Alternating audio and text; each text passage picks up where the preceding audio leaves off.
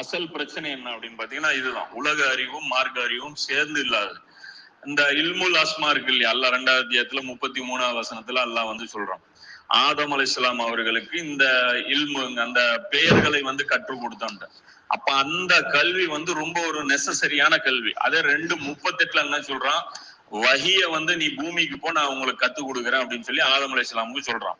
அப்ப இந்த இல்முல் அஸ்மால கோட்டை விட்டதுனால நம்ம என்ன பண்ணிட்டோம், இந்த உலகம் எப்படி இயங்குது, பூமி எப்படி இயங்குது, ஒரு தேதியுடைய முக்கியத்துவம் என்ன, 24 மணி நேரம் தாண்டி ஒரு கேலண்டர்ல டேட் வருமா, இந்த உலகத்துக்கு இப்படி ஒரு சாத்தியக்கூறு இருக்கா, இதெல்லாம் வந்து நமக்கு தெரியாது. நமக்கு நோன்பு வைக்கணும், நாம பெருநாள் கொண்டாடணும், நம்ம ஆடு இருக்கணும், இதுலயேதான் நம்ம வந்து இருந்துட்டு இந்த ரியாலிட்டிய வந்து நாம என்னன்னு தெரிஞ்சுக்காமலே போயிட்டதுனால நமக்கு என்ன ஆயிருதுன்னா, மற்ற விஷயங்கள் எப்படி நாம தவறு பண்றோமோ அதே மாதிரி இந்த இடத்துலயும் நாம என்ன பண்றோம், தவறு பண்றோம்.